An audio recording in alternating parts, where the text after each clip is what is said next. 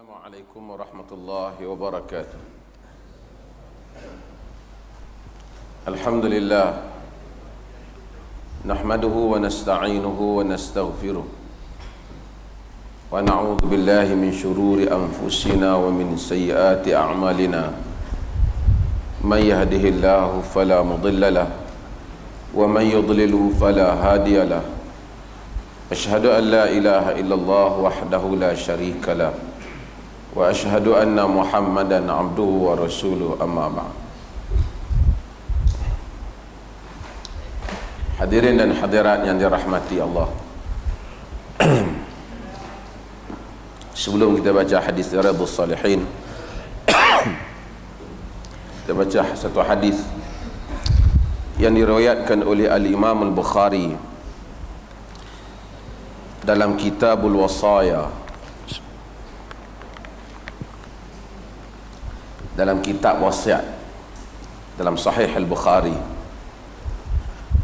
Sahih Al-Bukhari itu kitab dia Al-Jami' As-Sahih Al-Mukhtasar Al-Musnad Al-Mukhtasar.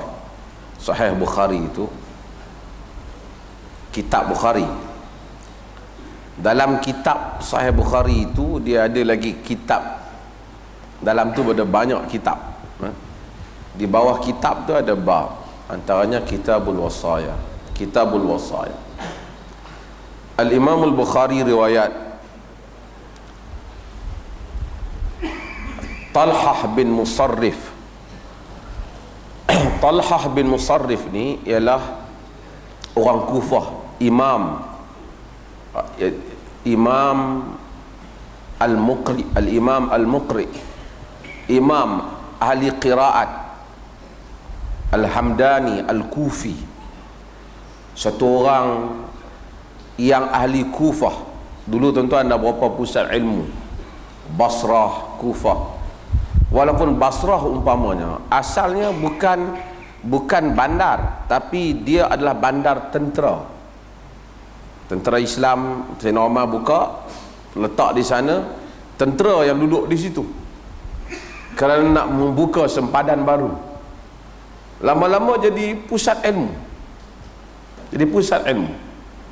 Ada Hasan Al-Basri dan seumpamanya. Asalnya Basrah ialah bandar tentera pada zaman Umar bin Khattab radhiyallahu anhu. Kufah juga di Iraq. Sebab tu kita ada Al-Kufi itu menunjukkan orang Kufah. Dan ramai tokoh-tokoh daripada Kufah. Abu Hanifah di Kufah. Abdullah bin Mas'ud telah memakmurkan Kufah dengan ilmunya. Melalui jalur Abdullah bin Mas'ud lahirnya fiqh Abu Hanifah. Fiqh Abu Hanifah. Talhah bin Musarrif Al-Kufi yang dianggap sebagai imam qiraat orang Kufah. Dia bertanya Abdullah bin Abi Aufa. Abdullah bin Abi Aufa ni sahabat Nabi sallallahu alaihi wasallam. Dia pun duduk di Kufah. Dia sahabat Nabi yang terlibat di dalam Bai'atul Ridwan, perjanjian Ar-Ridwan, yang mana Quran sebut laqad radiyallahu 'anil mu'minin idh yubayi'unaka tahta syajarah. Allah Ta'ala redha kepada orang mukminin yang berbai'ah di bawah pokok. Yang pokok tu akhirnya orang Islam datang dan rasa macam berkat, dan Sayyidina Umar potong pokok tu. Tapi pokok tu disebut dalam Quran. Tapi Sayyidina Umar punya nak jaga akidah. Walaupun pokok hak disebut dalam Quran, tapi bila gugat akidah dia potong. Tapi saya bukan nak cerita pokok, nak cerita kata Jabir bin Abdullah dalam riwayat Bukhari, kami ketika itu 1,400 orang bai'ah kepada Nabi dalam Bai'atul Ridwan untuk mempertahankan Islam, khususnya merujuk kepada kes Uthman bin Affan. Abdullah bin Abi Aufa salah seorang daripada yang terlibat. Sebab tu dia ada peristiwa-peristiwa penting yang mana sahabat ni akan dikenali mereka Siapa yang belajar dalam ilmu hadis, dia akan belajar tentang tabaqatus sahabah, tabaqat sahabat. Dia klasifikasi sahabat. Siapa yang al-awwalin, orang sahabat yang awal. Kemudian dia klasifikasikan ahli badar, ahli badar. Sebab tu sahabat bila apa-apa berlaku, dia akan kata hadza laisa sya'nukum wa innama sya'nu ahli badar. Ini bukan urusan kamu, ini urusan ahli badar. Ahli badar ada maqam yang tersendiri. Ahli bai'atul ridwan ada kedudukan yang tersendiri sebab peristiwa tu Quran sebut. Perang Uhud ada kedudukan yang tersendiri. Orang ni hebat. Mereka ni banyak ada kedudukan yang hebat, sahabat-sahabat. Tapi tak ada seorang sahabat yang dakwa bahawasanya oleh kerana saya pernah terlibat begini-begini, maka hampa mai sini dapat ni minum bekas saya ke, minum bekas lauk saya makan ke. Yang ni tak pernah sahabat buat kerja macam ni. Hatta keturunan Nabi SAW, Hasan dan Husain, tak buat benda macam tu. Mari Habib-Habib Melayu ya buat. Kata Abdullah bin Abi Aufa, dia tanya Abdullah bin, hal kana Nabi sallallahu alaihi wasallam awsa, adakah Nabi sallallahu alaihi wasallam berwasiat? Soalan ni kita nampak macam wasiat biasalah, wasiat harta aku bagi. Mungkin kalau kita tak faham dia punya latar cerita, background, historical background tu, kita tak faham, kita ingat macam tu lah. Tapi barangkali dia bertanya yang ni boleh jadi merujuk sebab ramai orang duk kata Nabi SAW ni wasiat jawatan khalifah ni pada Ali. Kalau kita wasiat, Quran suruh kita wasiat. Di samping harta pusaka, kita wasiat. Boleh berwasiat. Pada awal wasiat diwajibkan, kemudian Allah Ta'ala turunkan bab harta pusaka dan seumpama. Okey, tak apa. Faqala la, Abdullah bin Abi Aufa kata, dak, Nabi tak ada wasiat. Kok Nabi kata lepas aku Ali ambil jawatan aku, Nabi tak kata. Faqultu, Talhah bin Musarrif kata, kaifa kutiba 'alan nas al-wasiyatu aw umiru bil wasiyah? Habis itu macam mana Quran ditetapkan supaya berwasiat dan diperintah orang ramai untuk berwasiat? Qala awsa bi kitabillah, kata dia Nabi berwasiat dengan kitab Allah, yakni kamu semua berpegang dengan kitab Allah. Saya nak cerita ringkas ya. Nak cerita apa yang Nabi wasiat kat kita? Nabi wasiat dengan kitab Allah. Nabi wasiat supaya kita pegang dengan kitab Allah. Ada dua benda yang disebut dalam hadis Nabi SAW dalam Bukhari. La hasada illa fisnain. Tidak ada hasad melainkan dua benda. Rajulun atahu Allah Al-Quran fahuwa yaqumu bihi ana al-lail wa ana an-nahar, wa rajulun atahu Allahu malan fahuwa yunfiqu ana al-lail wa ana an-nahar. Dua benda, tak ada hasad melainkan pada dua benda. Hasad ni hasad istilah lah, bukan hasad.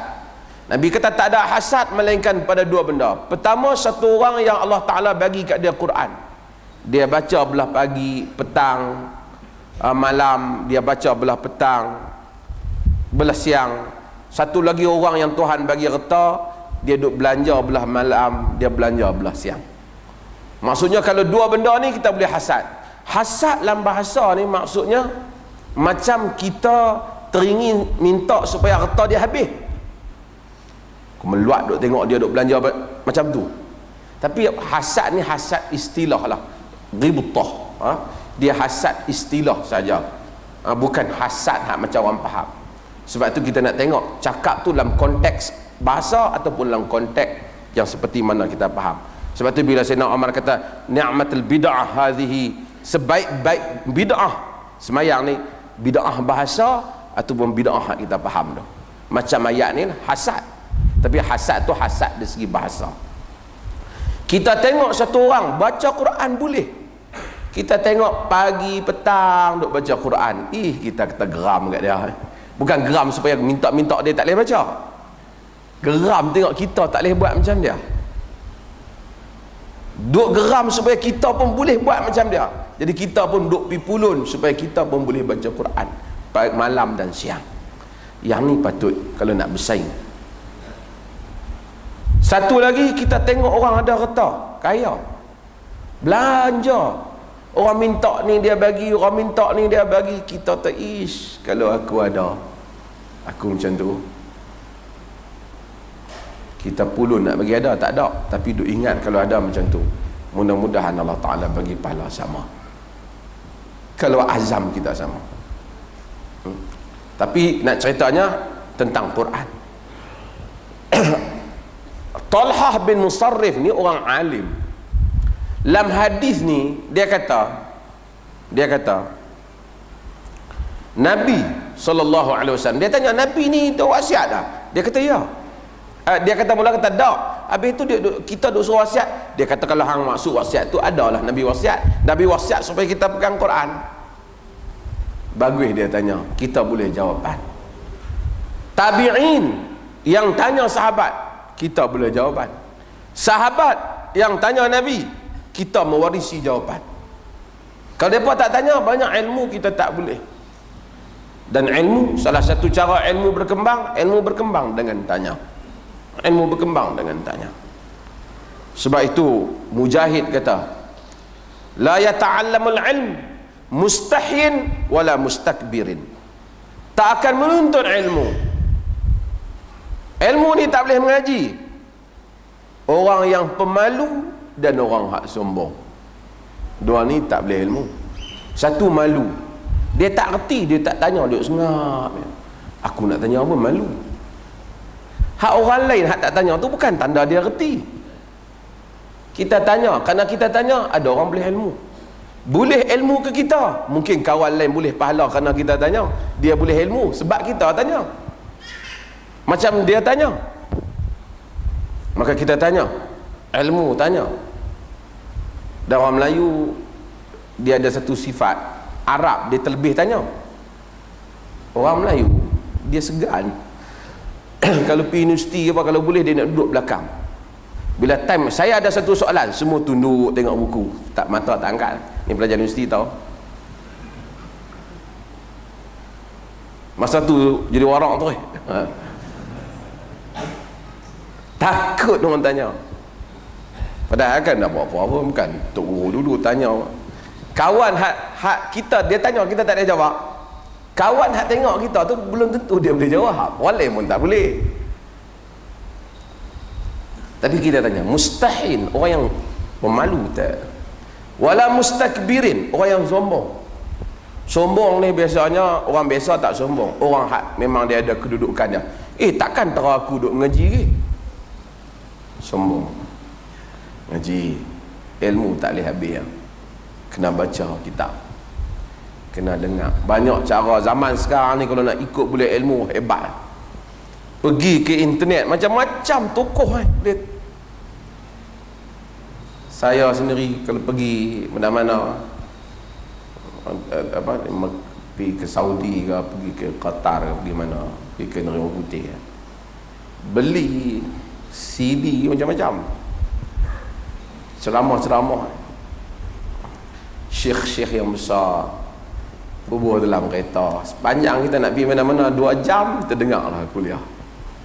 Kadang-kadang daripada duk jam, duk boring tu, hati kita kata awak apa polis tak jaga lah, padahal polis ada depan tu. Kita duduk belakang marah ke dia. Kita dengar CD, kita dengar apa, banyak ilmu boleh. Dan kita banyak ramai orang yang kita tak pilih mengaji berhadapan pada zaman sekarang, kita boleh mengaji kerana teknologi. Alhamdulillah. Meninggal Said Ramadan Al-Buti. Saya rajin juga dengar CD-CD dia. Walaupun ada pendapat dia yang kita tak setuju, kita tak sesuai, tak apalah, itu hubungan dia dengan Tuhan. Dia ada tulis buku yang bagus masa zaman dia muda. seperti Dawabitul Maslahah, buku yang bagus. Dia tulis buku yang bagus juga, iaitu Fiqh Sirah. Ramai orang kenali dia kerana buku tu. Dia buku Fiqh Sirah yang awal dalam sejarah Islam ditulis oleh Al-Imam Ibn Qayyim Al-Jauziyah, iaitu kitab Zadul Ma'ad. Itu kitab Fiqh Sirah yang awal sebenarnya. Kemudian ada orang tulis teratur, ramai orang tulis, tapi Sa'id Ramadan Al-Buti menghasilkan buku yang bagus, iaitu Fiqh Sirah. Walaupun ada poin dalam Fiqh Sirah itu ada orang tak setuju. Al-Albani tulis buku jawab Fiqh Sirah, Radda 'ala al-Jahl Al-Buti fi Fiqh Sirah, menjawab kejahilan Al-Buti dalam Fiqh Sirah. Tapi dua orang tu sentiasa berkelahi. Buti pernah kata kalau tidak kerana nama Allah Ta'ala boleh buang air besar atas buku Al-Albani. Kira kasar. Jadi tak patutlah cakap macam tu. Kita tak setuju. Buku ni hampa berkelahi sikit-sikit. Satu sufi, satu salafi. Al-Albani salafi, yang ni sufi. Berlawan dua tu. Cuma yang ni pada masa muda dia dekat. Dia ada agak tak berapa jauh dengan grup Harakah Islamiah ni barangkali. Dia beza, dia bukan, dia ada Ramadan Buti. Ramadan Buti menantu Hasan Al-Banna tu lain. Ni Sa'id Ramadan Al-Buti. Setengah orang dia keliru, dia duk ingat ada kait. Yang ni Sa'id Ramadan, yang ni Sa'id Ramadan Al-Buti. Yang ni Sa'id Ramadan tak ada Buti. Yang ni Sa'id Ramadan tak ada Buti. Yang ni Sa'id Ramadan Al-Buti. Sa'id Ramadan nu menantu Hasan Al-Banna, hatu yang ayah kepada Tariq Ramadan, yang cucu Hasan Al-Banna, yang sebagian orang anggap sebagai liberalis dan semua. Sebenarnya dia tak liberalis, dia ada dimensi fikir dia yang bagus. Saya duduk di Oxford, sering hadir dengan dia dan kenalan dengan dia. Tabak Sa'id Ramadan masa awal muda dia agak agresif. Dia menyokong tindakan Khalid Islam Buli menembak Anwar Sadat. Itu kes bunuh pemimpin. Kerana dianggap Anwar Sadat khianat disebabkan perjanjian Camp David. Kemudian Sa'id Ramadan dipanggil oleh Hafidh Al-Asad. Hafidh Al-Asad terkenal bunuh orang Islam punya banyak. Pada tahun 82 Hafidh Al-Asad bom bandar Hama di Suria. Bom ribuan, puluh ribu, 20 ribu orang mati. Ikhwanul Muslimin. Tegang. Saya sembang dengan anak dia yang meninggal tu, Taufik Ramadan Al-Buti. Taufik Ramadan tu yang bom sekali dia pernah cerita dengan saya. Saya nak sembang dengan dia. Dia cerita bagaimana episod awal macam Hafidh Al-Asad panggil bapak dia. Keluarga dia pun ingat habis bapak dia kali ni. Tapi bila panggil Hafidh Al-Asad sembang dengan elok, dia ada pengaruh, dia orang ada pengaruh. Maka terjalin hubungan baik antara Sa'id Ramadan Al-Buti dan Hafidh Al-Asad. Dan mulalah fatwa-fatwa Buti menyokong Asad. Menyokong dengan sokongan yang sungguh-sungguh. Dan menganggap kadang-kadang Asad ni macam zaman dia nak macam Umar bin Khattab lah. Sehingga ketika mati anak Asad, Basil ni abang kepada Bashar, Sa'id Ramadan kata dia tengok Basil duduk dalam syurga atas kuda putih memanggil bapa dia, mari masuk syurga sekali.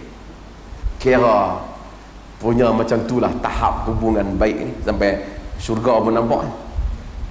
Hubungan baik. Sa'id Ramadan tokoh.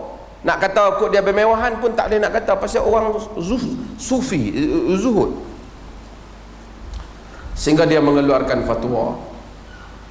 Saya ada kisah fatwa dia. Dan dia keluar buku dia yang terkenal, Al-Jihad fil Islam, Kaifa nafhamuhu wa kaifa numarisuhu. Jihad dalam Islam, macam mana kita nak faham dia dan macam mana kita nak berurusan dengan jihad. Dia menfatwakan Jabhatul Inqad di Algeria, Abbas Madani dan Ali bin Haj. Hak mana mereka tu lawan kerajaan. Pasal Abbas Madani dia menang pilihan raya, tapi Perancis tolong bagi kerajaan kepada orang lain. Mereka marah lah. Dia kata puak-puak gerakan Islam tu mesti dipotong tangan dan kaki secara berselang. Masa tu Buti tegang menggerakkan Islam, dan Buti telah sentiasa berfatwa kewajipan taat kepada kerajaan Hafidh al-Assad, sehinggalah Hafidh al-Assad mati. Dan Buti dianggap sangat istimewa, boleh masuk ke dalam istana Assad bila-bila saja. Assad ni ditakuti, sangat kejam, bukan bunuh biasa. Kalau nak bunuh rogol family dan seumpamanya, kejam. Bunuh budak-budak kecil, bunuh bayi. Kalau nak paksa pak dia bagi maklumat, ambil nak bunuh. Tu Assad. Tapi Assad disokong oleh Buti. Dan Buti menganggap bahawasanya sebahagian orang yang ditangkap kerana tak sama ada dia ikhwan ataupun dia salafi, Buti kata dia mendekatkan diri pada Allah Ta'ala dengan bagi mereka ni kena tangkap. Itulah khabar yang dinukilkan oleh orang yang dekat dengan Buti. Wallahu ta'ala alam, mungkin dia maksud yang lain, orang faham macam lain. Tapi memang teganglah antara dia dengan pihak yang lain. Bila Assad mati, Bashar naik. Bashar tak berapa mesra dengan Buti. Tak berapa mesra dengan Buti. Tapi Buti tetap, ialah dia nampak jauh sikit. Saya tinggal masa di Jordan dengan saksi sekali, dengan Hasan Mustafa Bura, anak Syekh Mustafa Bura, iaitu anak kitab Al-Fiqh Manhaji al-Madhab al-Imam Syafi'i. Dia serumah dengan kita. Pak dia tu yang tulis kitab, anak dia buat PhD. Anak dia masa tu tua pada kita lah. Dia pengkagum Buti. Buti memang seorang yang fasih. Kita jarang mendengar, walaupun Buti ni ada darah Kurdi, tuanku. Seorang yang fasih, cakap bahasa Arab yang indah, tulisan-tulisan dia baik. Dia sentiasa sebut Quran sebagai Al-Bayanu Ilahi. Kalau kita dengar Buti punya hurai tentang tafsir, kita tengok dalamnya ilmu Buti, tak boleh dinafi. Ilmu, alim, sufi, anti salafi. Dia telah tulis buku As-Salafiyah, Marhalah Zamaniyah Mubarakah La Madhab Islami. Salafi, zaman yang diberkati, bukan mazhab. Dan ahli hujjah. Dia ada buku dia Alla Madhabiyah, puak jenis tak ada mazhab. Dia lawan lama lah. Dia lawan dengan Albani. Kita baca buku masa kita muda-muda masuk universiti, kita baca buku-buku mereka.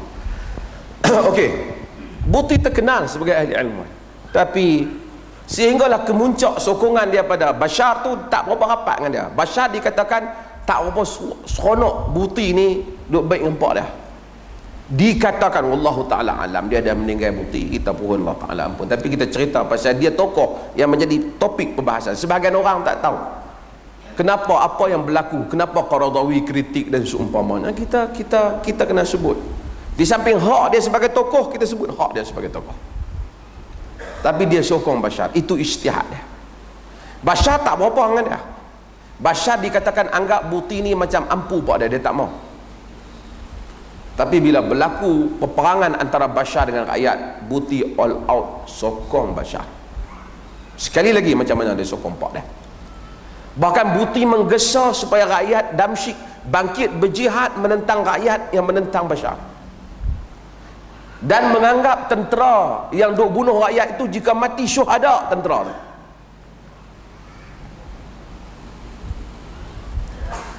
Walaupun orang kata Buti ada rancangan, akhirnya sehinggalah berlaku peristiwa seminggu lepas dia dibom yang menyebabkan orang mati. Rahim Allah marhamhu, mudah-mudahan Allah Ta'ala ampun dia. Kita tak tahu apa yang ada dalam hati dia. Tapi dari segi faktanya macam tu lah. Maka saya tengok ada tokoh PAS ulas, tokoh. Saya ingat mereka elok update sikit maklumat sebelum menganggap ada pihak lain salah. Sebab isu ni agak complicated.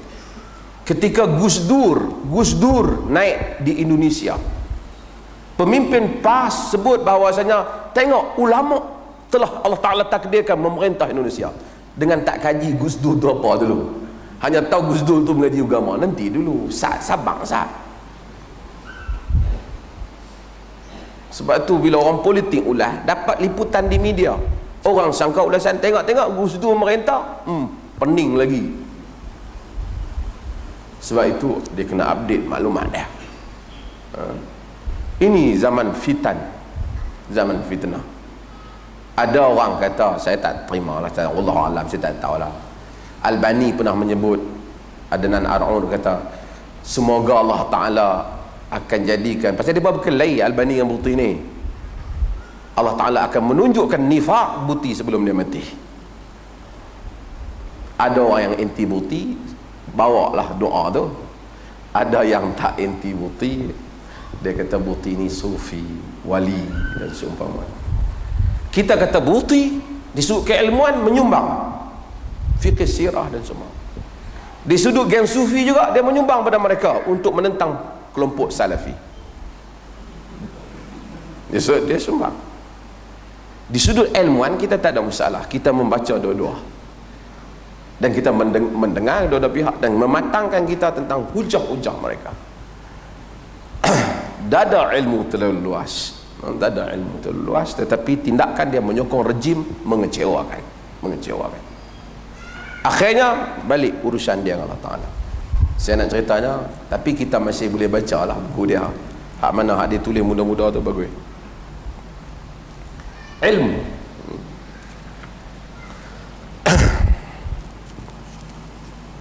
Hadis yang saya baca ni nak cerita tanya. Sahabat kata Abdullah bin Abi Aufa kata Nabi memang tak ada wasiat lain. Nabi wasiat supaya kita pegangan kitab Allah dan sunnah Rasulullah. Wasiat ni kita boleh wasiat. Harta kita boleh wasiat tak lebih dari berapa? 1/3. Kita boleh kata ke anak kita tak wasiat dah lah. Ni semua ni kereta ni aku wasiat bagi kat abang hang. Tak boleh lah. Abang dah ada peruntukan daripada faraid. Nak wasiat kot kita ada anak angkat ke, dia tak ada habuan, kita wasiat untuk dia. Kita wasiat. Ataupun kita sebenarnya kalau orang tak wasiat, harta kita hidup kita boleh bagi. Ubadah bin Samit, Ibn Abbas kata ada Sa'ad bin Ubadah. Ibn Abbas cerita Sa'ad bin Ubadah, dia pernah tanya Nabi SAW. Sa'ad bin Ubadah ni satu hari mak dia mati. Mak Sa'ad ni bernama Umrah bin Mas'ud. Dia meninggal, Sa'ad tak ada masa tu. Wa huwa ghaibun anha. Sa'ad keluar pergi mana, mak dia meninggal. Dia balik tengok bahawasanya mak dia dah meninggal. Dia tanya Nabi SAW, ya Rasulullah, inna ummi tuwfiyat wa ana ghaibun anha, ayanfa'uha syai'un in tasaddaqtu bihi anha. Wahai Rasulullah, mak aku ini wafat, meninggal, sedangkan aku tak ada. Adakah memberi manfaat kepada mak aku jika aku bersedekah sesuatu untuk mak aku? Macam orang kita ada buat kan, ni aku sedekah ni wakaf masjid untuk mak, wakaf tanah untuk mak, untuk ayah kita yang telah mati. Sa'ad bin Ubadah tanya Nabi SAW. Nabi jawab na'am. Nabi kata ya. Ni dalam hadis Bukhari. Nabi kata ya, boleh. Faqala, Sa'ad kata, fa inni ushhiduka anna haitil mikhraf sadaqatun 'alaiha. Sesungguhnya aku bersaksikan engkau, menjadikan kau sebagai saksi, wahai Rasulullah, sesungguhnya kebun tamarku yang penuh dengan buah tu aku sedekahkan untuk mak aku. Maksudnya aku sedekahlah pahala dia untuk mak aku. Pahala dia untuk mak aku. Jadi boleh Hadis pun soalan yang dia tanya Nabi SAW. Hak tu dia tak wasiat. Orang dah mati, kita buat untuk orang yang dah mati. Boleh ataupun tidak? Boleh. Boleh. Dan hadis ni menunjukkan bahawasanya saat sedekah terang-terang, tak sembunyi, boleh kan, juga boleh jika sekiranya tak ganggu kita punya keikhlasan. Kadang-kadang kita pun main orang habak satu masa tu kita semangat, lelah rasa nak buat. Kalau kebaikan jangan tangguh, pergi buatlah. Dengar waktu duha, kulah duha, orang cerita tentang semayang duha. Semayang duha ni ada, tapi fadilah macam-macam tu taklah sangat, tidaklah banyak yang sahih. Tapi ada semayang duha dengan riwayat yang sahih. Kita masa tu rasa, kalau boleh nak bangkit buatlah. Habis kuliah kita bangkit buatlah. Tak apa, kita sabar-sabarlah 2-3 hari kita buat. Tak usah tangguh, kebaikan buatlah. Mai orang habak kata sedekah apa boleh pahala, rasa nak sedekahlah.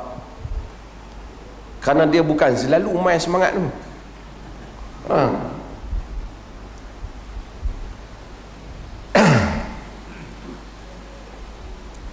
Dalam riwayat Ibn Hibban kita baca, Nabi kata likulli amalin fatrah. Ada setiap amal tu ada tempoh dia, kan? Di masa kita duduk tengah semangat tu kita buat. Kita boleh istihar pun. Kalau kita tak rosak niat kita boleh istihar aja. Allah Taala alam. Kita baca berikutnya hadis.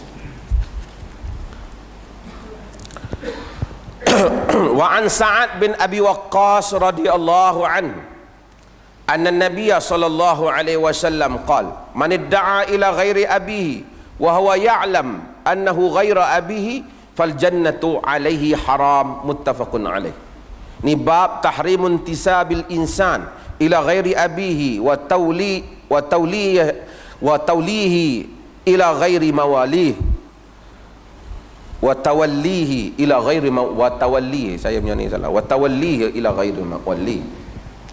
Okey, bab tahrim haram intisab, menasabkan seseorang kepada lain daripada bapa dia ataupun memaulakan dia kepada lain daripada maula dia. Nanti kita cerita pasal maula. Maula ni maksudnya hamba dia dulu, hamba satu orang, bila dia bebas dia jadi maula orang tu. Jadi maula orang tu. An Sa'ad bin Abi Waqqas radhiyallahu an, daripada Sa'ad bin Abi Waqqas. Sa'ad bin Abi Waqqas ni sahabat Nabi sallallahu alaihi wasallam. Nabi sayang kat Sa'ad. Irmi ya Sa'ad, fidauka abi wa ummi, Nabi kata. Panah wahai Sa'ad, panah wahai Sa'ad. Aku ganti ayah dan ibuku. Ni bukan maksud ganti, maksud orang Arab dia cakap. Aku pertaruhkan ayah dan ibuku. Macam tu bahasa. Maksudnya Nabi sayang Sa'ad. Sa'ad bin Abi Waqqas antara orang yang orang awalin yang masuk Islam. Sa'ad kata dia yang ketiga masuk Islam, walaupun ada khilaf di kalangan para ulama sirah. Sa'ad ni orang awal masuk Islam. Sayyidina Umar sayang kat Sa'ad. Bila berlaku perang di Iraq, ni Iraq, tentera Islam perang dengan Parsi. Di belah Syria, tempat duk lawan dah, tentera Islam perang dengan Rom. Belah sana lawan dengan Parsi, Rostam belah sana. Bila lawan Ma'rakatul Jisr kat sungai Dajlah dan sungai Furat, tentera tak boleh lawan, tak habis. Sehingga ada satu peristiwa, satu hari 4,000 tentera Islam mati.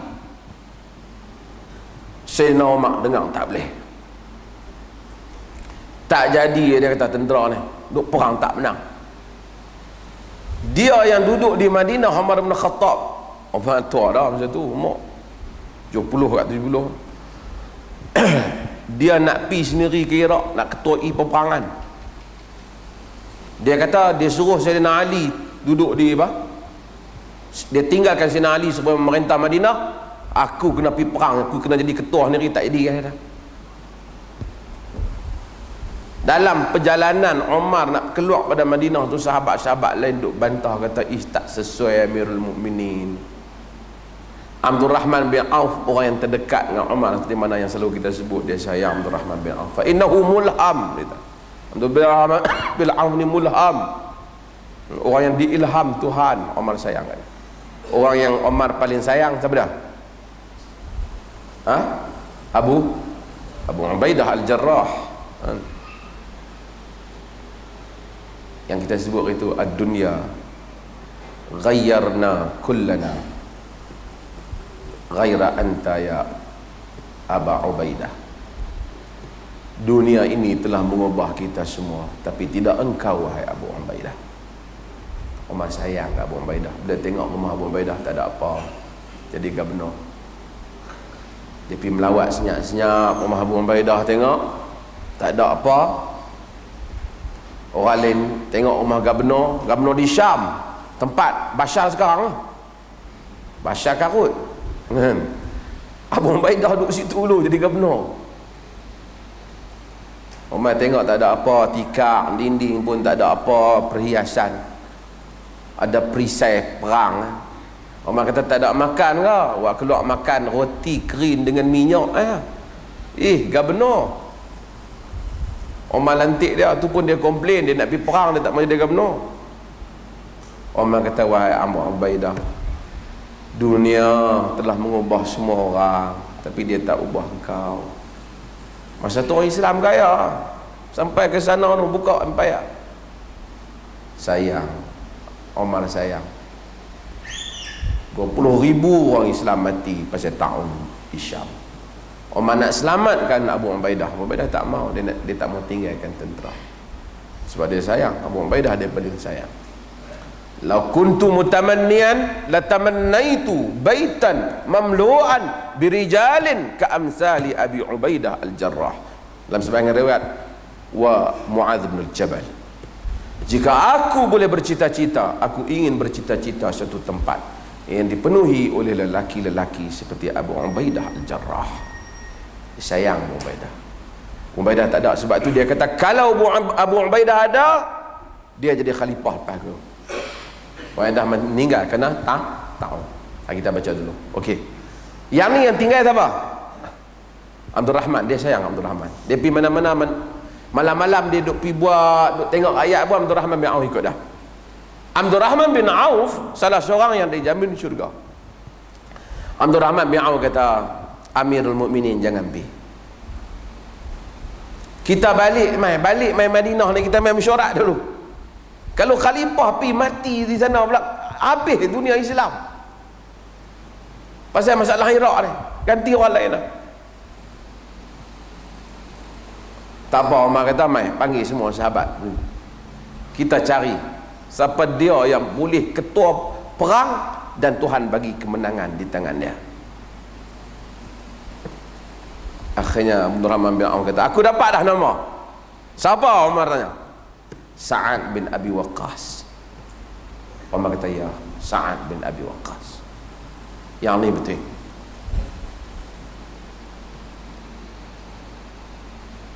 Umar menalantik Sa'ad bin Abi Waqqas ni. Umar hantar dia pergi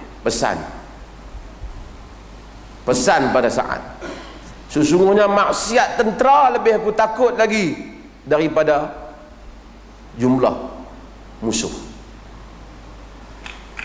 Lianna adadana laisa ka'adadihim wa uddatana laisa ka'uddatihim. Jumlah kita tak sama dengan jumlah mereka, persiapan kita tak sama dengan persiapan mereka. Tapi kalau dosa kita sama dengan dosa mereka, Tuhan tak tolong mereka, tak tolong kita, mereka menang. Hantar Sa'ad ni, sahabat Nabi Sa'ad. Ahli-ahli sirah kata Sa'ad pi tentera beribu duduk di belakang dia. Hasbunallah wa ni'mal wakil. Sa'ad masuk dalam sungai Furat dengan Dajlah, sungai dalam. Ahli sirah kata orang tengok bagaikan tentera Sa'ad jalan atas muka bumi ya, dalam sungai Dajlah, dan menyeberang ke sana, terkejut Parsi, dan menang perang Qadisiyah. Sebab tu tentera kita sebut hasbunallah wa ni'mal wakil, seberang sampai ke Filipina.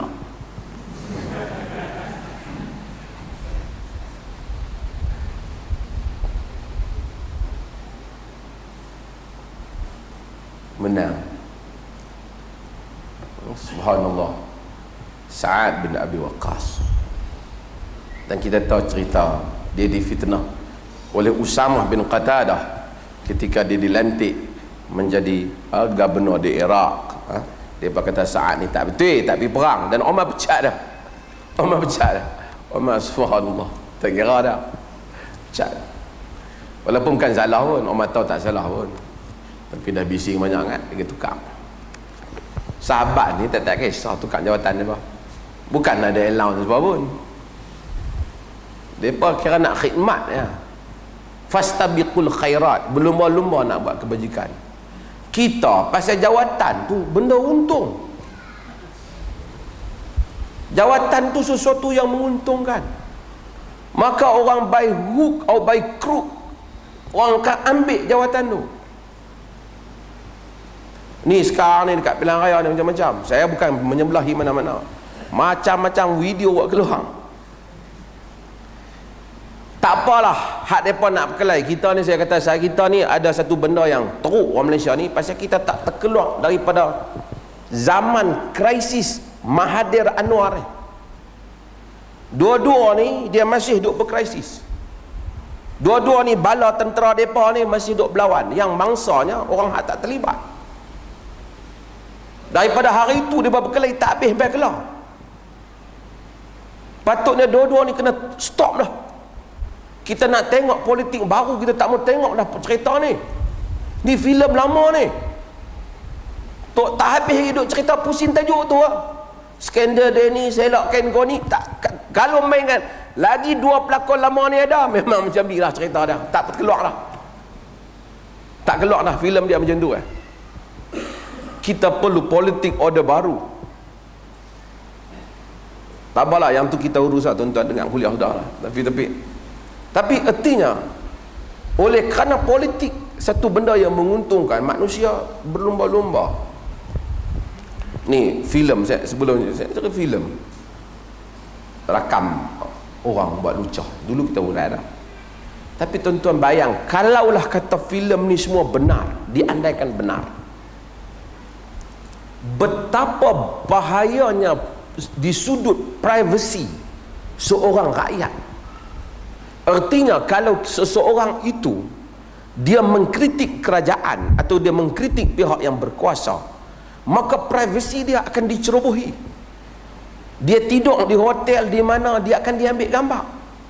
Apa kata kalau mereka ambil gambar tu kerana nak cari rahsia dia, dia tidur dengan isteri dia. Rakaman ada pada orang, ada di tangan-tangan orang yang kuat dan orang yang berkuasa, dan boleh dituntun oleh pihak lain. Benda yang tak, sebab tu Islam tak benarkan hal ni. Macam mana soal privasi orang dicerobohi hanya kerana semata-mata isu politik. Artinya kalau ada orang kena, 3-4 orang kena, orang lain pun tak selamat. Oh, hang nak lawan aku tak apa, aku pasang. Bila pasang, mungkin satu orang tak buat salah, dia tidur dengan, mungkin dia tak berpakaian, mungkin dia tidur dengan isteri dia di hotel dia apa, tapi oleh kerana orang pasang, gambar ada di tangan orang. Ini satu strategi politik yang jelek, yang buruk. Tak kira mungkin hak kena pasang tu dia betul ke salah, saya tak kira. Tapi saya kata, kalau benda ini berterusan dalam negara ni, jahanam keseluruhan negara. Lepas tu kita pun geram pasang hak dia pula. Akhirnya bukan orang yang terbaik ada idea yang bernas akan menguruskan negara, tapi kita akan pilih antara dua setan yang kurang setan daripada dua setan.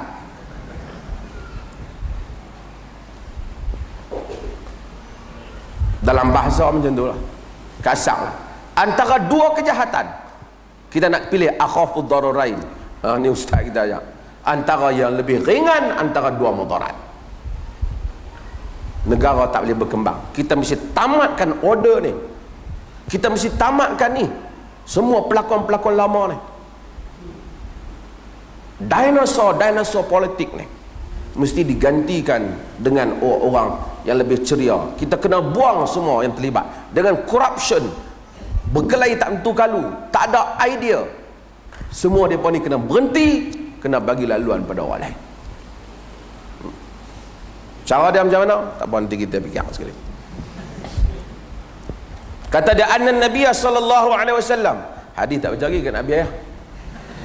Man idda'a ila ghairi abihi, sesiapa yang menyeru kepada selain daripada bapaknya, wa huwa ya'lam annahu ghairu abi, he who attributes, orang yang seru dakwa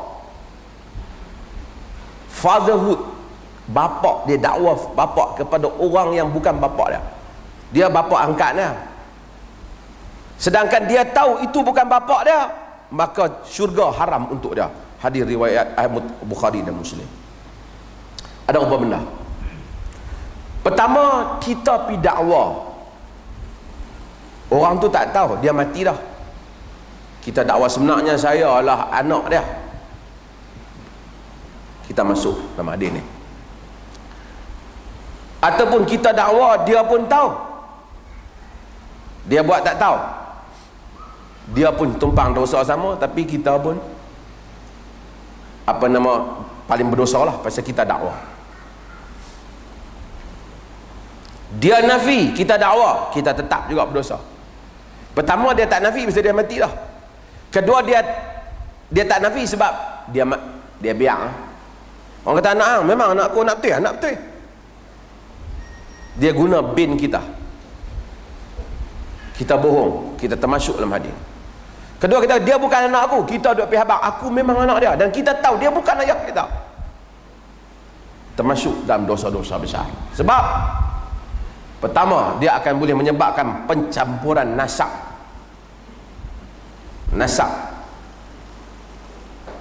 Maksudnya, bila kita dakwa tu anak kita, anak dia akan ada kaitan dengan adik-beradik dia dan seumpamanya, kita akan meninggalkan nasab kita yang asal.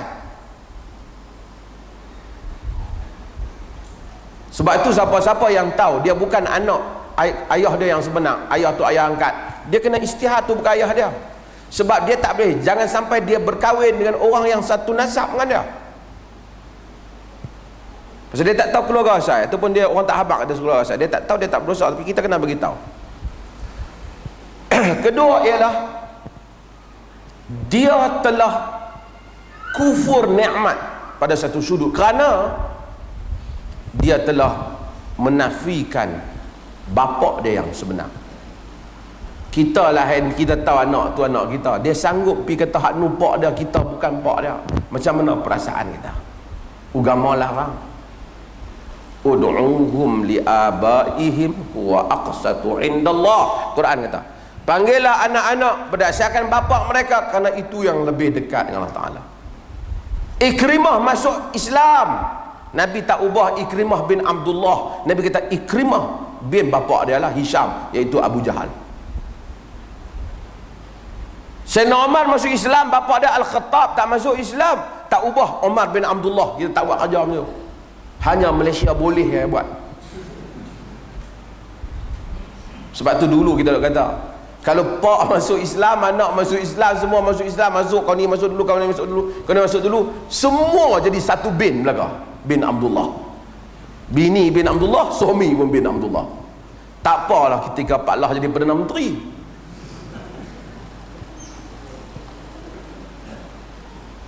Orang ingat bangga sikit kan, bin Perdana Menteri. Tak boleh maknanya, ha? Sebab tu agama, macam mana bapak dia anak saya, dia masuk itu Islam, itu agama baik punya kata, tapi dia sudah kata saya bukan bapak. Abdullah juga dia punya bapak. Macam mana PM sudah jadi bapak dia kalau masa itulah dia kata.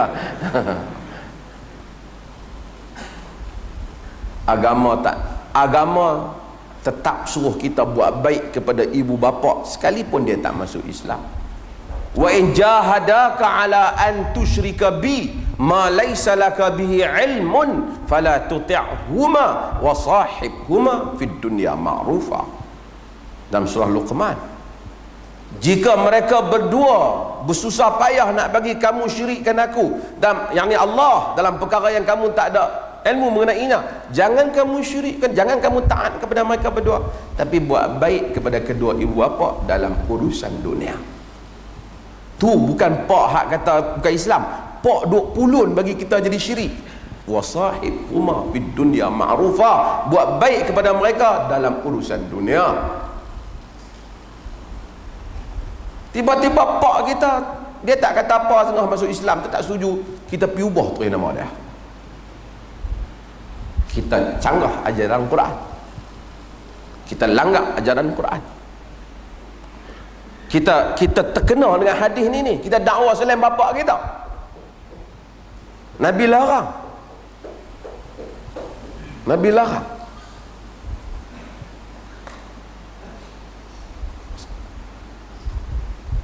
Orang mai pada Nabi, Nabi ubah nama. Nabi ubah nama sahabat, nama tak betul tu ya. Nabi tak ubah nama dia. Abdullah bin Abdul Asad, Abdullah bin hamba singa. Nabi tak ubah nama pak dia, hamba singa tu. Nabi ubah nama, Nabi ubah sahabat yang nama salah. Pak dia ada nama macam tu, nak buat macam mana? Pak dia syirik. Melainkan pak dia masuk Islam, dia ubahlah. Orang kata macam mana pula? Dia nama Muhammad, bapa dia nama Arumugam. Bapa dia nama Maniam, itu nanti nama Tuhan dia, jadi syirik. Takkan pak dia syirik, anak dia kena syirik pak dia, tapi itu pak dia. Dia kata tak boleh pasal nama pak dia tu ada syirik, tak boleh kait dengan nama dia. Itu hakikat bapa dia yang syirik pak dia. Ikrimah masuk Islam, Abu Jahal musuh Allah. Nabi tak buang nama pak dia. Kita perlu reform, kita perlukan pembaharuan. Untuk sebab tu orang bukan Islam malah nak masuk Islam. Pasal apa dia kata tak boleh, itu nama Abdullah bukan nama Arab. Tu ada orang nama Muhammad bin Awang, Awang bukan nama Arab, siapa tak bang? Ada orang nama Rohani bin Jantan, Jantan bukan nama Arab, siapa tak bang? Ada orang kata jantan baik, jantan tak baik, tapi tak bang. Kita jadikan agama begitu Melayu, begitu Melayu. Kita perlukan reform agama. Agama perlu balik pada landasan. Apa yang Nabi buat pada zaman dia tak buat benda ni semua. Agama soal menghormati. Sebab tu masuk Islam, dia tak boleh balik rumah family dia, hormat bapak dia. Tengok, you sudah masuk Islam, saya pun bukan you punya bapak lagi, nama you pun sudah orang lain jadi bapak you. Semua orang akan sensitif. Pasal masa saya jadi mufti dulu, saya kata nama bapak tak boleh ubah sampai masuk Islam. Berapa ramai non-Muslim Sabah dengan Sarawak call, hantar email, terima kasih, dia kata tak masuklah, tapi janganlah buang nama saya bapak dia. Ini agama yang asal tak ada masalah. Benda ni bukan diamalkan, melainkan di Malaysia ya. Lepas tu Brunei ikut. Brunei dia negeri kecil, kena ikut lah. Tidak orang Sulu masuk apa pula.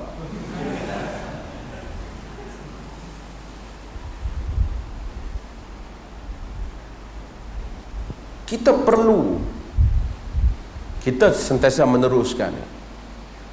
Kita tak reform politik, kita tahu, tapi kita harap bukan politik saja berlaku reform, tapi kalau berlaku reform dalam politik, pembaharuan dalam politik, sasaran kita bukan pembaharuan politik, tetapi pembaharuan kepada seluruh cara fikir rakyat supaya lebih terbuka, mudah-mudahan Allah Ta'ala rahmati. Ada lagi hadis ni, saya buka pada sesi soal jawab. Kita sambung ada ni hari ni, baca satu hadis tak habis.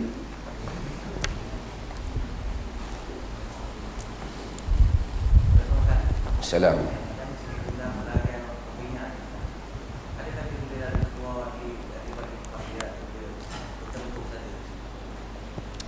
Adakah dia apa? Adakah dia perlu lari keluar?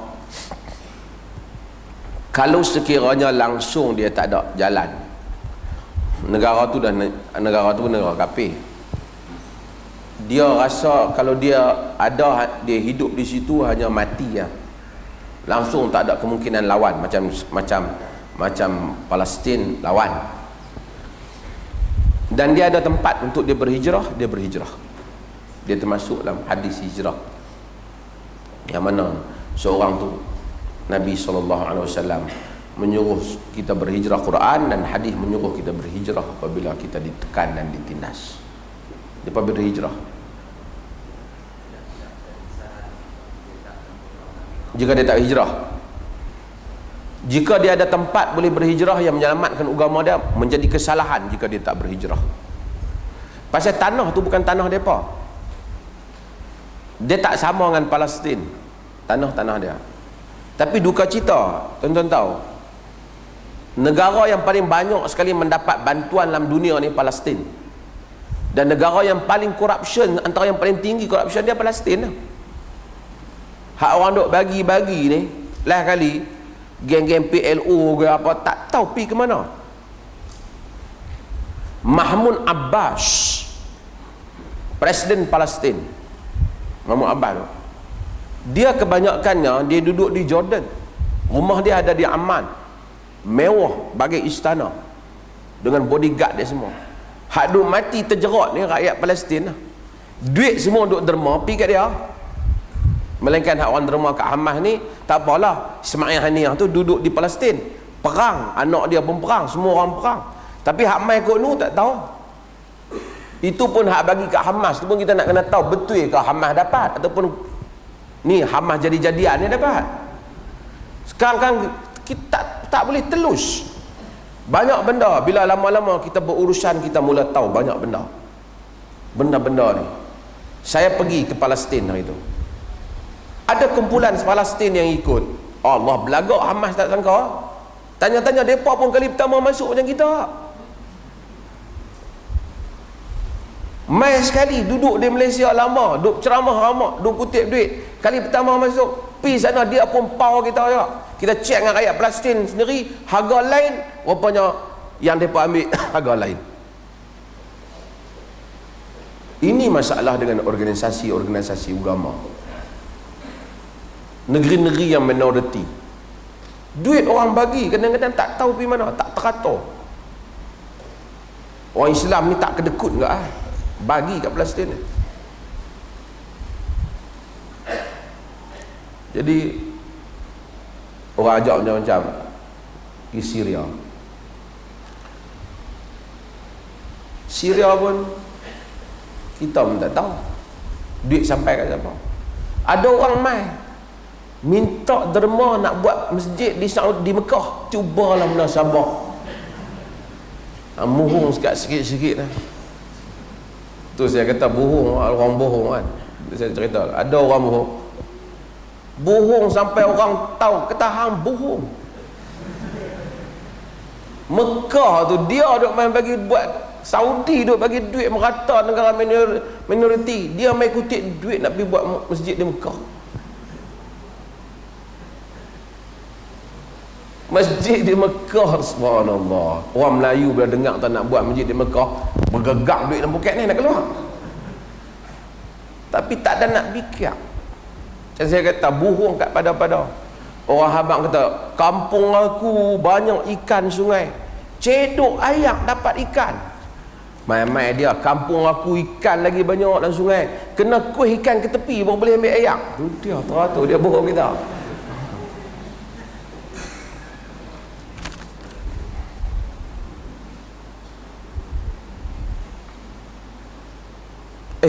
Yang ni soalan untuk ahli politik ni. Krisis kesukaran mendapat kad pengenalan di Sabah disebabkan salah seorang ibu atau ayah tidak memiliki kad pengenalan. Sebagai solusi, seorang ibu menggunakan kad pengenalan adik-beradik perempuannya lain untuk mendaftar anak yang akan dilahirkan. Kesannya anak itu dibinkan nama bukan nama ayahnya, dan ia menjadi identiti anak itu. Adakah situasi ini termasuk seperti yang disebut dalam hadis ini? Hak atas kad tu tak apa, dah jadi macam tu, tapi dia mesti bagi tahu kepada anak ni, dan anak ni kena tahu, dan anak ni bila dia besar, dia dah balik, dia kena bagi tahu ayah saya fulan. Ayah saya fulan.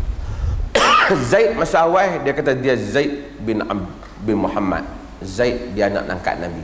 Bila Quran turun, boleh sebut Zaid bin Harithah. Pak dia asal. Balik pada pak dia asal. Kadang-kadang kita dulu sayang ke anak kan. Kita tak mau, takut dia besar, dia sangka lain. Dulu kita di Perlis, kita cadang berapa benda lah. Kita cadang, walaupun tak berapa ni, kita cadang, kita tulis huruf M untuk mewakili perkataan maula. Mewakili perkataan maula. Fa ikhwanukum fid din au mawalikum. Saudara-saudara kamu dalam agama atau maula kamu. Tak usah tulis B titik. Tapi dia kena tahulah, bukan untuk bagi orang confuse, tapi supaya orang tak anggap ini bapak dia. Bapak biologi, bapak hak dia tak boleh. Dia ada hukum bila dia membesar. Bila dia membesar, dia duduk dalam family tu, anak-anak dia dengan adik-adik dia yang lain, yang adik-adik angkat dia, kerana dia anak, dia hukum dia berbeza. Dia hukum dia orang asing. Melainkan dia menyusu, ibu dia menyusu. Tapi itu pun tak boleh ubah bin. Supaya bila menyusu dia jadi saudara susuan, radha'ah. Saudara susuan. Ulama khilaf, macam mana kalau dia tak ada anak, dia tak ada susu, boleh tak dia pergi makan pil apa tiba-tiba sehingga dia jadi ada susu? Perempuan ni isteri dia, dan kemudian dia menyusu. Kalau tanya kita menyokong pendapat boleh. Yang penting Quran tak pernah kata kena ada suami, dia kata menyusu. Bila dia susu, dalam riwayat Aisyah 5 kali susuan yang kenyang, bila dia susu, maka kita kira bahawasanya telah berlakulah dia sebagai anak susu. Anak susuan. Zaman teknologi lah ni, senang lah orang boleh pergi makan pil apa, naik hormon badan dia apa, dia boleh, tak ada susu dia boleh menyusu. Ada soalan lagi? Ya, salam. Soalan?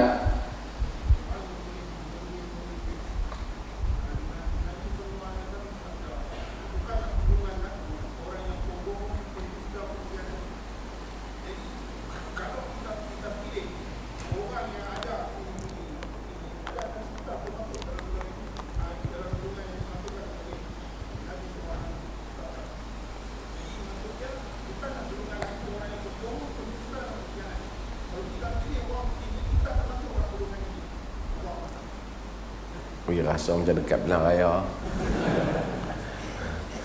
Okey. Pertama, kalau kita memang tahu dia yang kita pilih ni memang pembohong, memang khianat harta benda rakyat, kita pilih dia juga sebab dia bagi duit kat kita ke, ataupun sebab dia adik-beradik kita ke, kita pilih dia, maka kita menanggung dosa menyebabkan dia menjadi pemimpin. Kita turut tanggung dosa bersama orang lain yang pilih dia. Tapi kalau kita tahu dia ni ada pembohong, tapi dia berlawan dengan satu orang yang lebih pembohong daripada dia, jadi kita terpaksa berhadapan dengan dua orang kaki bohong. Kita memilih yang kurang bohong daripada dua bohong. Ketika itu kita tak berdosa kerana kita memilih akhafu dararain, mudarat yang lebih ringan. Kadang-kadang kita pilih orang yang dia ni ada kejahatan, yang satu orang lagi pun ada kejahatan. Tapi kalau kita banding dua jenis jahat ni, dia ni jahat hak jenis ni, dia ni jahat jenis ni, kita kira jahat hak satu ni lebih bahaya daripada jahat hak satu ni. Mungkin. Ataupun kadang-kadang kita ada satu jenis yang jahat, tapi jahat ni tak boleh dihapuskan kerana orang main jahat satu ni. Jahat ni kena bagi lawan dengan jahat ni, lepas ni kita bunuh jahat ni pula. Kadang-kadang berlaku dalam hadis Bukhari, dia kata innallaha yu'ayyidud din birrajulil fajir. Allah Ta'ala memenangkan agama dengan lelaki jahat. Nabi suruh sahabat istighfar, la yadkhulul jannah illa nafsul mu'minah, tidak akan masuk syurga melainkan jiwa mukminah. Wa innallaha yu'ayyidud din birrajulil fajir, sesungguhnya Tuhan tolong agama dengan orang lelaki yang jahat.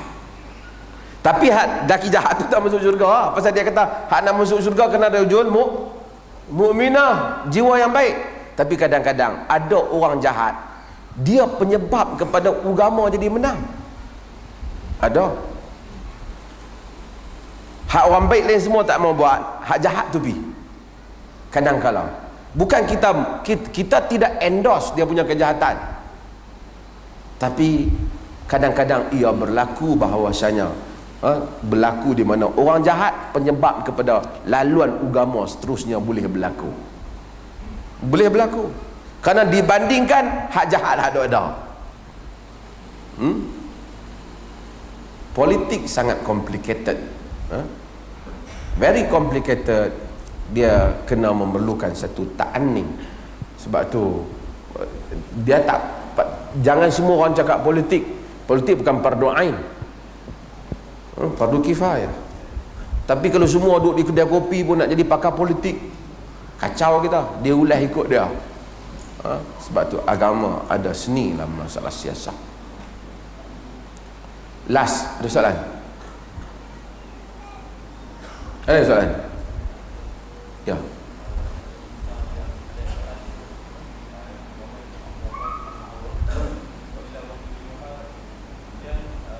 Wa ma yantiqu 'anil hawa. Wa ma yantiqu 'anil hawa.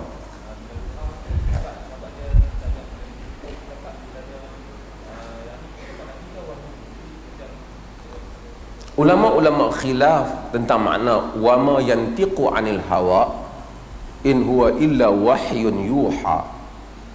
Perkataan yantiqu, Nabi tidak bercakap berdasarkan hawa nafsu.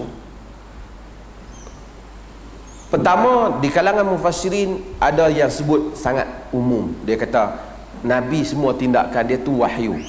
Hatta hak silap tu pun wahyu, supaya dia nak ajak orang lain tentang bagaimana disiplin wahyu. Hatta hak Nabi, katakanlah Nabi masam muka dengan, ataupun Nabi bagi jawapan satu benda, jawapan Allah Ta'ala turun perbetulkan jawapan tu, umpamanya di dalam tawanan perang dan seumpamanya, itu pun wahyu kerana Allah takdirkan supaya jadi pengajaran kepada orang lain. Satu pendapat. Pendapat yang kedua kata, yang dikatakan Nabi yantiqu 'anil hawa tu hanya merujuk kepada Quran, yang lain tak. Sebab tu Nabi sendiri kata bahawasanya innama ana bashar, aku ni manusia. Jadi bila aku kata sesuatu daripada Allah, fakhudh minni, maka fakhudhu minni, maka ambillah daripada aku. Jika sekiranya aku berkata sesuatu bira'i, fa innama ana bashar, sesungguhnya jika aku berkata sesuatu dengan pandangan aku, sesungguhnya ini aku manusia. Seperti yang diriwayatkan oleh Imam Muslim dalam kisah Ta'birun Nakhl. Nabi debungakan pokok tamar. Nabi kata tak ada bunga pun tak apa kot. Nabi sembang dengan sahabat. Depa habaq kat tokey pokok bunga dah. Pokok bunga. Tuan kebun tamar. Nabi kata tak ada bunga pun tak apa. Jadi dia pun tak terbunga. Maka buah tak banyak naik. Jadi dia mengadu, wahai Rasulullah, buah tak banyak. Nabi kata antum a'lamu bi umuri dunyakum, kamu lebih tahu tentang urusan dunia kamu. Bila aku kata sesuatu pada Allah ambil, apabila aku kata sesuatu di fikiranku, fa innama ana bashar, aku orang ya. Kalau aku kata sesuatu di fikiran aku, sesungguhnya aku manusia. Berdasarkan hadis ini timbul tentang pandangan tentang sebahagian exploit hadis ni untuk mengembangkan aliran mazhab Quran dia pakai. Tapi tak menunjukkan Nabi SAW dia ada dua benda dalam sunnah, dia panggil sunnah tashri'iyah dan sunnah jibiliyah ataupun ghairu tashri'iyah. Sebahagian tak suka sunnah yang jadi hukum, sunnah tak jadi hukum. Sebahagian ulama rasa nampak macam tak seronok dengan istilah macam tu. Lalu mereka kata tindakan Nabi yang mewakili imamah dan tindakan Nabi yang mewakili nubuah. Tindakan imamah maksud Nabi bertindak atas dasar dia pemimpin politik ketika itu, dan tindakan Nabi di atas dasar dia wahyu. Yang ni tentang solat, tentang puasa. Yang ni takkan. Yang ni soal yang dikatakan pure agama, benda yang solid agama, tak mungkin Nabi silap. Tapi Nabi kemungkinan bagi satu pendapat dalam urusan dunia, tapi kerana Nabi tak diutuskan untuk itu. Nabi tak diutuskan untuk kembangkan pokok tamar macam hak depa duk pi jual kopi Nabi, teh Nabi, merepek. Nabi bukan diutuskan untuk tu. Dia diutuskan untuk wahyu, untuk hidayah manusia. Sehingga manusia boleh kata, sehingga manusia dapat menyatakan alhamdulillahillazi hadana li hadza. Segala puji bagi Allah yang bagi petunjuk kita untuk petunjuk syariat agama. Christianity, orang Kristian, mereka keliru. Di dalam ajaran Kristian, mereka the Bible mereka ada dua bahagian. Satu Old Testament, satu New Testament. Perjanjian lama dan perjanjian baru. Perjanjian lama tu macam Taurat, dia macam Taurat, dan perjanjian baru tu Injil lah, tapi dah diubah. Tapi dia combinekan dua-dua tu jadi Holy Book, Bible. Dalam Bible, kalau kita baca perjanjian lama, Old Testament, kita akan dapati Tuhan dalam Old Testament garang. Angry God. Tuhan yang pemarah. Dia musnahkan tu, dia musnahkan kaum ni, dia musnahkan kaum Lut, dia musnahkan ni, dia musnahkan bandar, dia musnahkan apa, dia hukum Bani Israel, macam-macam dia buat. Tuhan yang itu. Tapi bila kita baca New Testament, era Nabi Isa ataupun era Jesus, dia kata Jesus son of God lah, tak betul lah, Jesus son of Mary, tapi dia okey. New Testament kita akan dapat mula bercakap soal macam Tuhan yang pengasih. Para sarjana di kalangan Kristian tak tahu macam mana nak reconcile untuk mendamaikan antara dua sifat Tuhan ni. Satu Tuhan perjanjian lama yang cengih, satu Tuhan perjanjian baru yang nampak baik, maafkan. Hak mana duk main kempen dekat kita ni, kan? Evangelis apa semua ni, hak perjanjian baru ni. Tapi kalau kita ajak dia baca Bible tu sendiri, hak awal, hak perjanjian lama, hak tu cengih semua tu. Kena musnah, kena hancur kampung. Semua Tuhan ambil tindakan. Hak pemaaf ni, hak buku kemudian. Tapi duduk dalam kitab yang sama. Di kalangan sarjana Islam, kadang-kadang mereka juga gagal untuk mendamaikan, ataupun gagal kerana mereka tak faham tu, antara Nabi yang kelihatan sebagai seorang pemimpin politik, Nabi medan perang, Nabi bapa, Nabi ayah, macam-macam lagi, dengan Nabi yang Quran sebut. Quran tak berbeza, Quran tak ada dua version, Quran satu je. Wa ma arsalnaka illa rahmatan lil alamin. Kami tidak hantar engkau melainkan rahmat untuk dia. Rahmat. Setiap chapter dalam Quran, setiap surah dalam Quran bermula dengan Bismillah Ar-Rahman Ar-Rahim, kecuali surah At-Taubah. Dia tak mula dengan Tuhan yang bengis. Dia semua Tuhan Islam, Tuhan Ar-Rahman, Tuhan Ar-Rahim. Golongan jihadis, kaki jihad, bukan kita kata nafi jihad, yang ambil Islam hak perang tu ya. Jadi dia sentiasa melihat Islam di medan perang dan cuba mencari Nabi di medan perang, dengan tidak melihat Nabi itu bukan sentiasa duduk di medan perang. Dia ayah, dia rahmat, dia pemaaf. Kegagalan untuk mencari wajah sebenar Nabi pada wama arsalnaka illa rahmatan lil alamin. Dia mesti rahmat. Kalau dia duduk di medan perang pun dia rahmat, kalau dia bapa pun dia rahmat. Ini kesilapan. Sama kesilapan sebahagian orang salafi dan sufi. Ada yang geng sufi, dia gagal, tenggelam dalam sufi sehingga tak tahu hukum. Tak semayang pun tak apa, asal kita khusyuk. Dia tenggelam, tak. Mari yang terlalu nak salafi hanya duk kira bab hukum, ketinggalan di sudut ruhiyah, kerohanian. Dia tak damaikan. Tapi salafi yang sebenar, sebab tu tengok seperti mana kalau zaman macam Asy-Syinqiti, baca jangan baca Madkhali, baca syekh-syekh ulama-ulama salaf, dia gabungan unsur di antara kerohanian dan hukum hakam agama, di antara mengikuti sahabat di sudut syarak dan meniru sahabat di sudut ruh, di sudut kerohaniannya. Jangan dok kira sahabat ni semayang satu malam tak boleh lebih pada 11 ataupun 13.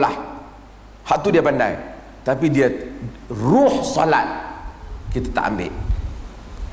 Puasa mesti macam ni, semayang duha tak boleh lebih daripada 8. Nawawi kata sahabat, tapi ruh kepada salat dia hilang. Al-Ghazali rahimahullah, apabila dia datang, dia cuba untuk damaikan hal ini. Walaupun dia ada masalah dengan falsafah dan seumpamanya, dikritik oleh Ibn Taymiyah.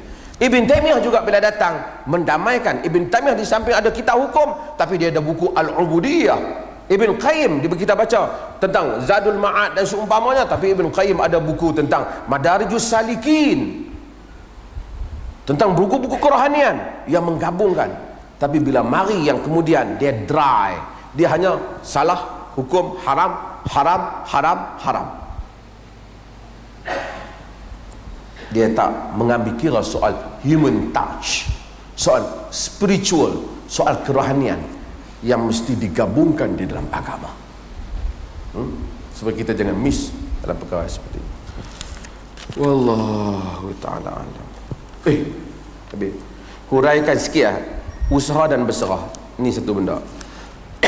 Manusia kena berusaha, aliq wa tawakkal ala Allah, berusaha dan bertawakal. Ini kadang-kadang orang silap. Orang kata kalau kita tawakal, tak usaha pun dia main. Jangan. Sebab tu Nabi kata, law tatawakkaluna 'ala Allah haqqa tawakkulin. Jika kamu bertawakal kepada Allah dengan sebenar-benar tawakal, maka kamu akan jadi macam burung keluar telaan kosong, wa ya'udu bitana, dan balik dalam keadaan perut penuh. Burung tu Nabi kata kalau tawakal betul-betul, kamu akan jadi macam burung. Tengok Nabi kata, setengah orang dia tengok Nabi kata, kita ada tawakal macam burung, selesa ada makan. Burung nak ada makan, bukan duk tidur kat sarang dia tu. Nabi buat perumpamaan dengan burung, hadis Muslim tu. Maksudnya kena keluar, dia keluar pada rumah dia pergi cari makan, dia balik. Maksudnya kalau nak tawakal pun, kita serah pada Allah Ta'ala, kemudian kita lakukan amal. Kita percaya Allah bagi, tapi dia suruh kita berusaha. Tuhan tak pernah kata rezeki secupak tak jadi segantang. Kita tanya orang kata rezeki secupak tak jadi segantang, kita tanya macam mana hantar secupak? Macam mana kalau gua kata rezeki segantang tak jadi secupak? Jadi kita tak tahu, kita dah putus. Dan Allah Ta'ala ada benda yang Tuhan putus yang kita tak boleh ubah.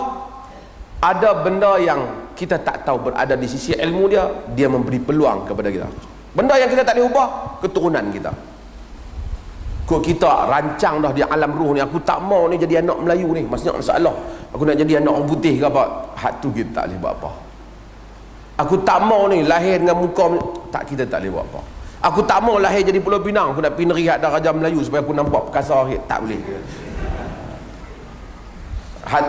Had tu tak luar dia. Tuhan tak bersalah benda yang bukan pilihan kita. Perkara yang salah ialah perkara yang berada di dalam pilihan kita. Kita disuruh cari rezeki, kita tak cari. Setelah kita keluar cari rezeki, orang tabuk jala, kita pun tebal jala. Orang pasang pukat, kita pun pasang pukat.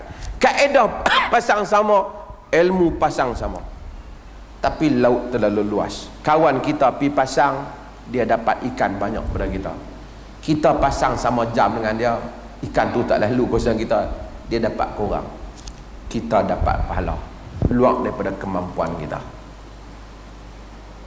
Tapi kalau kita kata aku duduk ni bismillahirrahmanirrahim, jalan hang turunlah pelan-pelan, lagi hampirlah tangkap ikan tu, kerana aku tadi semayang subuh dah pagi tadi.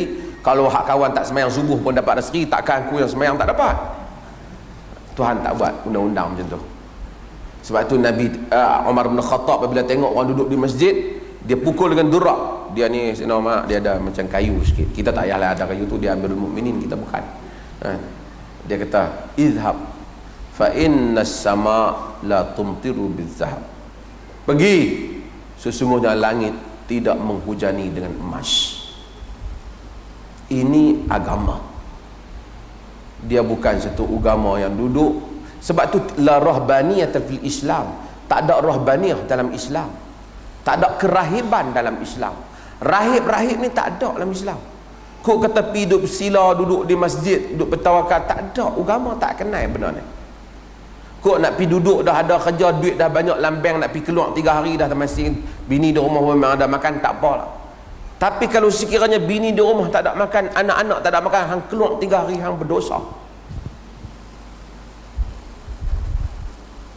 Kalau lah harap dah keluar tu dia dah ada makan lah. Tambah hampir keluar sampai 40 hari, tak apalah, tawakal Allah, bismillahirrahmanirrahim, malaikat Jibril hantar main, tak. Berlaku kepada Maryam di mihrabnya, Tuhan hantar mai kat dia. Tu pun Nabi Zakaria heran mai kat mana.